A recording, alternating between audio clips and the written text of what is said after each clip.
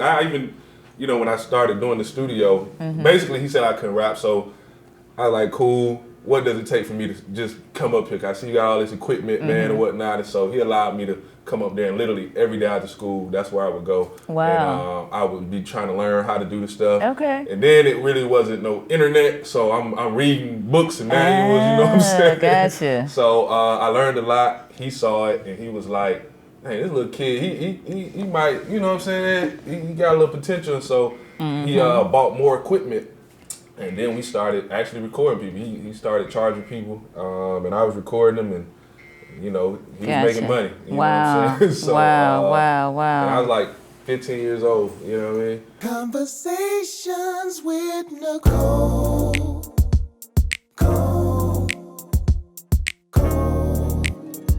Conversations with Nicole. Let's talk about it. Tell me all about it.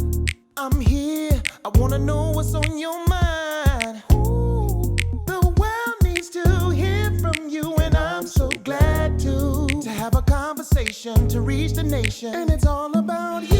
We'll help each other to discover innovative ways to positively change the world. Let's talk about Conversations with Nicole.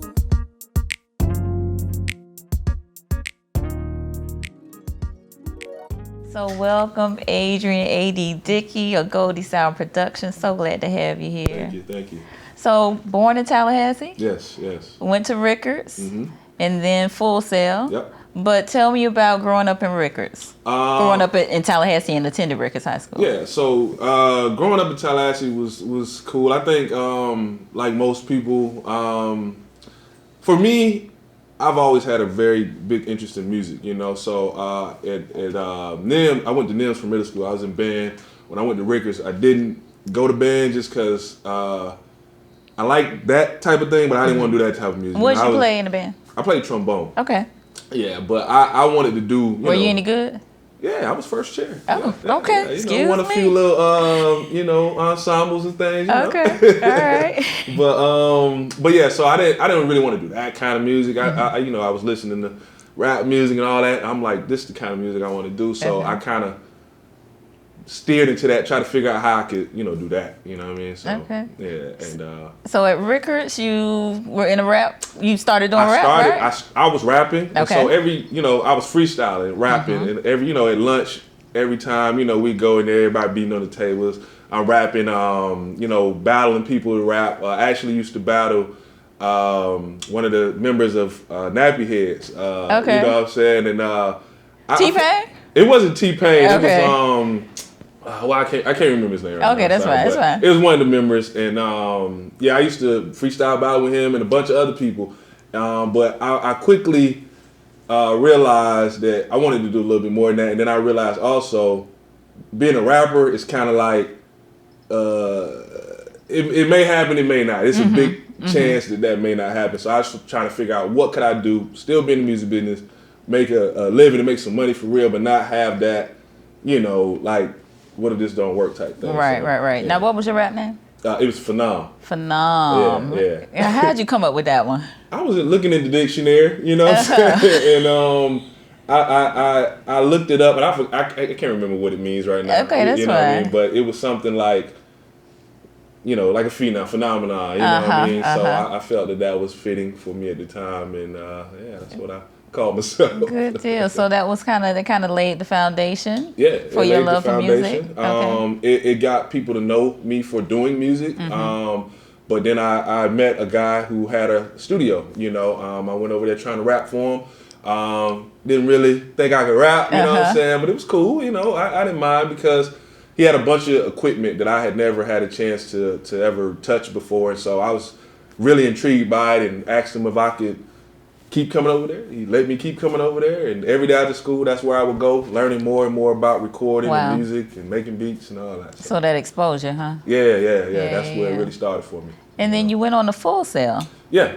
I went on the Full Sail because he actually told me about Full Sail. He told me that, look, man, this is where you can go to learn more and actually, make a career out of this. And so took me down there to do a tour of the school, and I was immediately sold. I was like, this is what I want to do. I couldn't think of nothing else. I couldn't wait to graduate. Wow. And I enrolled, and that's where I went. Okay, and what'd you get your degree in? Recording arts is what I got my degree in. At the time, Full Sail is now actually a university. At the time, it wasn't. So it's huge now, like the campus and everything. So they didn't have a lot of degree programs. They just had that and a few others, and that's what I took. And I was on my way, Okay, good. So after you left Full Sail, then what? After Full Sail, I moved straight to Atlanta. Believe it or not, I didn't even pass through Tallahassee. I just passed through it. I didn't stop. Right.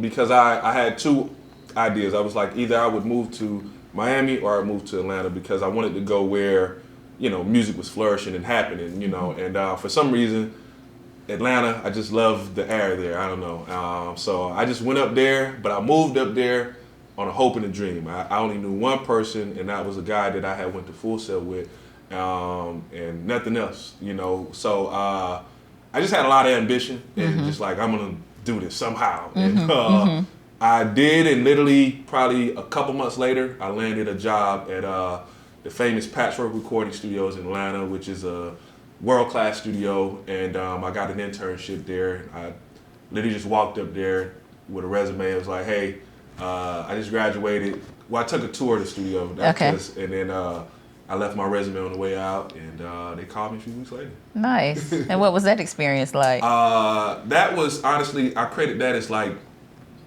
really my real start, because that's where, at the time I was like 20 years old, so I'm young, and I'm around all of these celebrities, you know what I mean? Like, everybody I'm thinking of, they're coming through the studio, you know what I'm saying? And I'm not only seeing them, but I'm seeing them work, I'm seeing them create. Okay. And so I'm learning a lot about, how this is really done. And so for me, that was the world, you know what I mean? Because who were some of the artists you saw?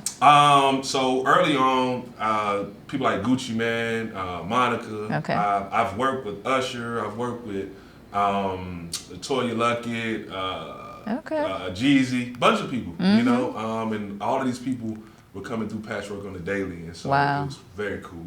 Wow. So how do you make your way back to Tallahassee? Made my way back to Tallahassee. It's home, so you commute a little bit back and forth every now and then to see family, because this was where all my family is at.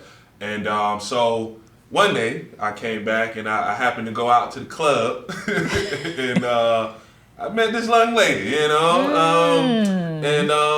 for some reason she intrigued me, and I kept coming back every now and then to see her, and one day, I found out I've got a kid.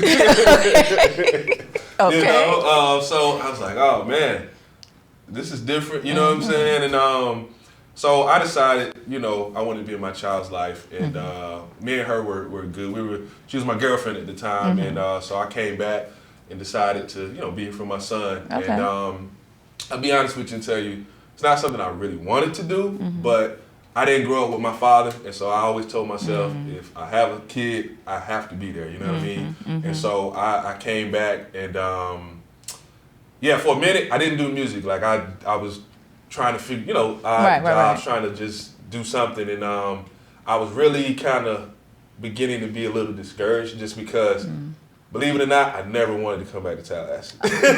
Imagine that. Right. I had always told myself, I'm never going back there, but somehow, I just feel like God brought me back here, And so for a minute, I just didn't understand why, I'm just like, why am I, and then I got a call one day from an old friend who knew what I did in Atlanta and all of that, and he was like, man, I'm working at Palmer Monroe Teen Center, and they had a recording studio in there. And he was like, but I'm leaving. He was in control of the studio. Okay. Actually, I don't know if you know him, Glenn Jr. I don't know. Okay. Well, he I don't think he lives here anymore, but he was doing recording and stuff. And so he was over the studio there. And so he was like, I'm leaving. I know you're used to doing, big time stuff, but bro, it's a studio. And if you want to work here, I told him about you. You can do it. So I went over there, and they had a little studio, nothing major, but I was like, Yeah, I take it because it's music. You know what I mean? It's better right. than me. I was at home taking like AT&T phone calls or something. You know what I'm saying? And Joy. that wasn't working. I was like, I can't do this, man. And so I was like, I'm close to music. Let me do it. I did it, but one thing I learned from doing it, this was my first time I began to work with kids, you know, and I just saw like how I was, you know, inspiring them and how, you know, their eyes would light up with doing stuff, and it started reminding me of myself, you know, when I was younger, you know, and so I'm like, you know what, maybe this is it. I gotta give back, man. I gotta do something to inspire these kids, like, you know, I was inspired. Right. And so I started doing that, and a lot of kids was learning it. I was like, okay, I kind of like this. You know, maybe it's not that bad that I'm here. And then one day I was just like, you know, I maybe can start a studio here. You know, I think this may work. And I just started it. And I'm here 7 years later. You know what I'm saying? Okay. Yeah, you know. Let's talk about conversations with Nicole. Stay tuned for more conversations with Nicole.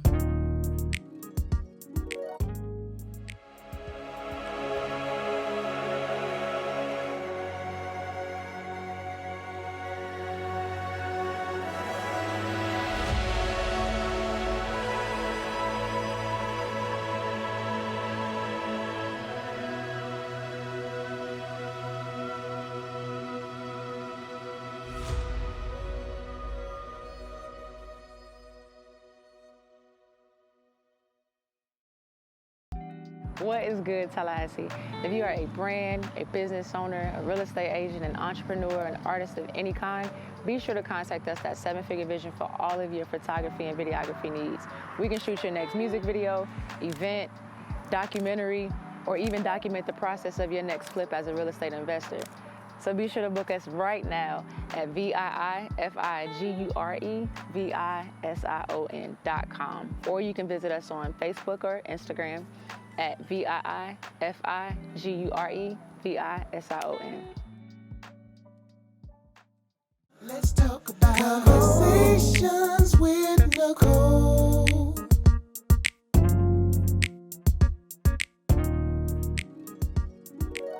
So you know, got the equipment, found a location. Yeah, so first I found a location. I didn't have much money, to be honest, either, because coming back here, you know, I was doing a little odd jobs. Really, I was almost kind of like a stay-at-home dad, to be honest. Okay. My girl was working full-time, and so I literally took a $5,000 tax return. That's what I took to start my studio. Look at that. Yeah, you know, and You didn't go to the mall? No. I didn't go to the mall. I said, you know what, I'm going to take this money and try to flip it some kind of way. You know what I'm saying? So I found a space first. Actually, Railroad Square is where the first studio was at. Okay. And so it was dope because it was, you know, it was low cost. You know what I mean? And I got the space, and all I had at the time was just my laptop. Somebody gave me some speakers, and that's it. You know, I didn't have a lot. I just said, I'm going to start with this. And every time people would come in, I make some money, I just reinvest it. You know? Nice. And that's what I did. And over time, I fix it up, I get more stuff, and it just grew. That's what's up. That's what's up. So tell me about the name Goldie Sound. Goldie Sound. So a lot of people think when they hear the name, I got it from like, you know, Gold Records or even Goldie the Pimp or something. I don't know. It'd be funny for people be thinking, you know. But honestly, Goldie Sound comes from my grandmother's name. My grandmother's name is Goldie.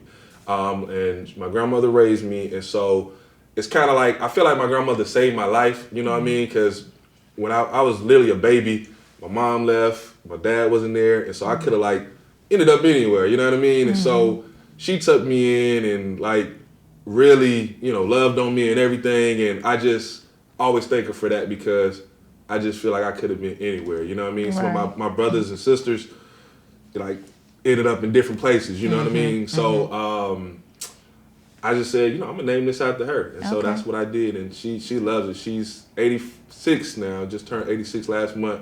She wears this logo with pride and everything, so it's real, you know, special to me. That's a blessing. I was going to ask you if she got to see it come to fruition, that's good. She's very proud of it. Does she ever come down to the studio? Not really. You know, she's older, so she don't really come to the studio a lot or nothing, but she's been there.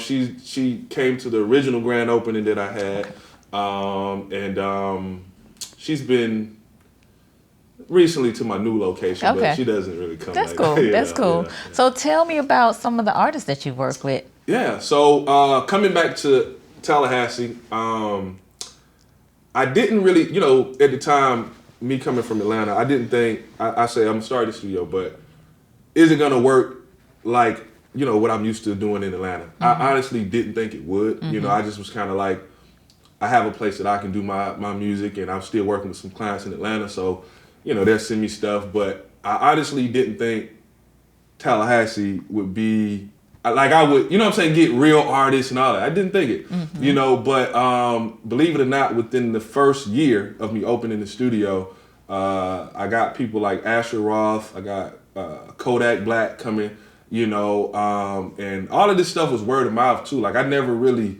advertised it, I just opened it, and I was just like, this is crazy. And that's when I just really, again, started thinking like, okay, this must be why I'm here. I never can imagine this could happen for me in Tallahassee. Right. But it was happening. And recently we've done people like Lil Baby as well. We've done Dolph, R.P. Dolph, Young Dolph, and a list of people, man. It's been a crazy ride, believe it or not. That's awesome. Right here in Tallahassee for us. So. Wow. Yeah. So what impact do you think that's made on the youth and the community and whatnot? I think it's made a great impact because now, once I started it, I realized, you know what? We can create a music scene here because a lot of people, and I thought the same way when I left, it's like, I got to leave Tallahassee. I can't do nothing here to better my career. So what I decided to do was like, you know what?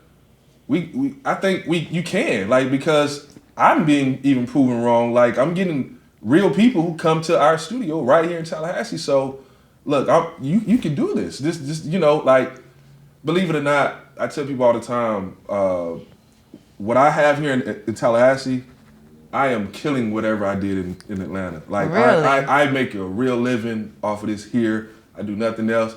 I was struggling in Atlanta. Even though I was working at, this major studio, I was struggling. You know what I mean? Gotcha. But here, I've been able to really thrive off of doing music and, my studio. And so I feel like it was a blessing in disguise, and you can really do it here. You just gotta, I think it's mindset. You know Absolutely. what I mean? And so that's what we try. I actually try to do to inspire, the youth, and through my actions, or just say, hey, look at me, man. I started this with nothing, man. You know what I'm saying? So, and then we hold events to try to inspire and all that kind of stuff, Right. So speaking of events, I know In the Mix is one of those events. Yes.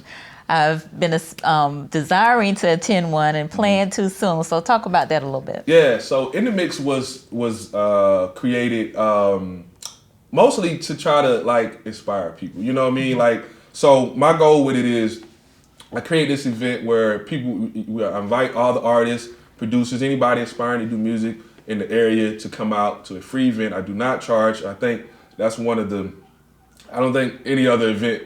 It's one of the beauties of it. You know what I mean? We have free food, we have free drinks. So I put out literally kind of the red carpet for everybody, We have a live DJ. Shouts out to DJ Lil Boy. That's who always DJs for us every time we do the event. And what I do is I always try to invite somebody in the industry out. Somebody that's really working in the industry, somebody who is a professional in this thing, to come out and talk and inspire, everybody, and show them that, look, I'm here, you see me, this is what you can do. You can come talk to me, all that kind of stuff. Sometimes I have to bring people from other places, and I fit the bill for that, just because I'm trying to create opportunities in the mindset that, hey, I can do this no matter where I'm at, And so it's an educational component to it where they, teaching and stuff, but it's also a way to network and fellowship and just try to create this community of music people, and hopefully we can be like a place like Atlanta or something where music is thriving and people literally flocking there to do music, you know what I mean? Absolutely. Yeah. I mean, I think we do get some of that from the universities through opening nights, through some of the events that FAMU does, and some of the festivals that we are having here in Tallahassee. So maybe some of the artists that you work with might be part of those venues, in the near future. I think that would be exciting. I hope so. I mean, we working with a lot of independent artists, local artists here in town that some of them are making some headway. You know what I mean? So it's exciting to see, knowing that you've seen this person come from here, and then they're working and they're getting there. So that I love seeing things like that as well. You know what I mean? So, Indeed. So I know you produce music, but who do you listen to? You know what? The funny thing is, I barely really listen to music. Okay. You know what I'm saying? Like in the car, I never listen to music. I always listen to like podcasts or something. Okay. But when I do listen, I'm kind of an old school person. I like old school R&B. I like. And what's old school? Name me some artists. Okay, to me, old school is like 70s artists. So I like James Brown. You know what I'm saying? I like what else? Like any OJs? Oh yeah, love the OJs. Okay. Isley Brothers. Okay. Anything there, I love it. If you want to see me ever move or cut a step, put some of that on. You know what I'm saying? Okay, all right. Note to self. Yeah. Note to self. Okay, very good. Yeah. Now, what are some of the challenges that you faced in the business? Some of the challenges, I would think, trying to find people that may have the same mindset or similar. So I offer an internship program at my studio as well. Okay. So again, for me, it's always about trying to show people from what I've learned, like, hey, you can do this, you can do that, So, and with my internship program, if you make it through it, you know what I mean, I offer jobs, So I offer all these interns engineering jobs. And so all of my engineers that I have, they went through the internship program first. Nice. And then that's how they, so I only hire from within. Anybody that just comes off the street and say, hey, I want an engineer. All right. You gotta go through the this internship. Okay. And so, so that's what I do. And that's been a little challenge though, trying to find good people. Because some people just want to be in the studio. They don't really want to work in the studio. You know what I'm saying? Imagine that. Yeah, so when they come in, they think it's one thing, and then they realize it's something else. It's work. You know what I mean? Like, this is really work, bro. Right, you know?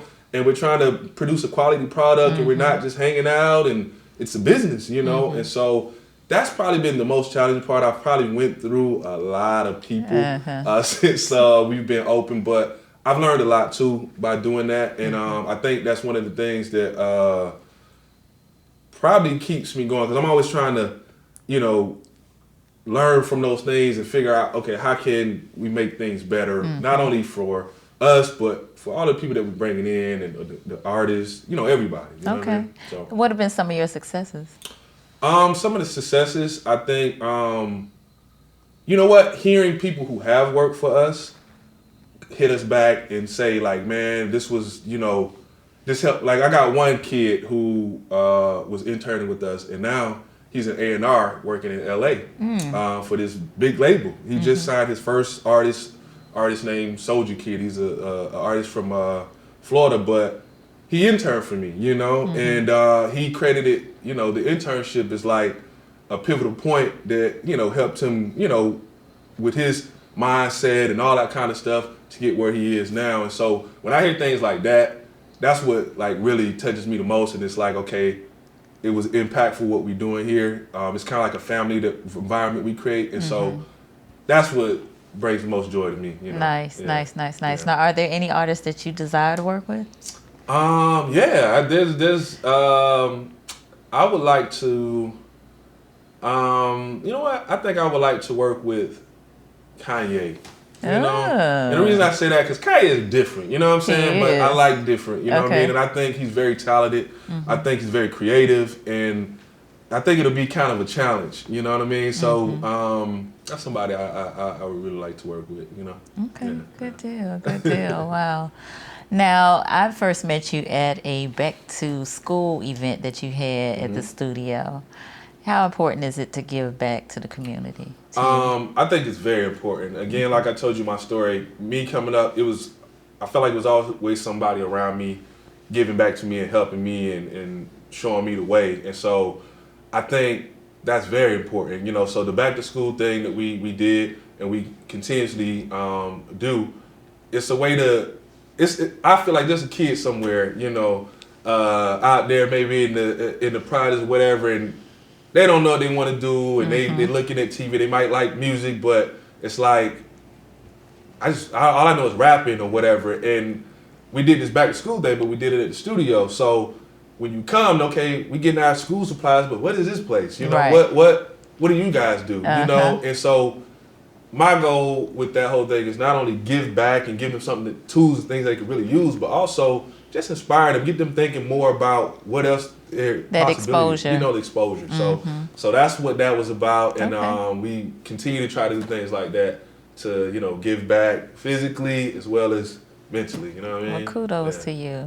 Well, my final question is, what do you consider to be your greater work? Your greater work, yes, which is like your superpower or the thing that you know do well, or your gift, your talent. What do you believe your greater work is? You know what? I think. That's. I've always said now, because I think I'm gonna change it. I've always said I think my superpower is taking something and making it into something. But one thing I'm learning most about myself now is, for some reason, I get a lot of people coming to me asking for advice for stuff, you know, or how do you do this? How do you do that? You know, and it could be something technical like what I do, or it could just be business or even just life stuff. And I'm just like, why do these people feel the need to come to me to ask me, you know, about this stuff? And so I think one of my definitely gifts that I don't even try to do, and that I sometimes like, hey, why? You know, is definitely really inspiring people, and making people go for their dreams. Like I've always been a person that I'm going to tackle my dreams no matter what. If I got it, if it's in my head, I'm going for it. And so I try to inspire people to do the same. Like, if you want to do something, just do it, man. Yeah, it might be some obstacles in the way, but you know, what don't kill you only gonna make you stronger. So if you don't get it right, you're gonna learn from it. Take that lesson, try it again. You know, so I think that's one of my superpowers, and I think eventually I'm gonna try to put something together where I put that out. I can see that. Yeah. I can see that. Great advice. Great advice. Yeah. Well, thank you so much for your time today. Thank you for having me. And all the best with Goldie Sound Productions. Thank you so much. Thank you. All right. And thank you all for joining us on Conversations with Nicole, where we're connecting the community through conversations. We'll see you next time.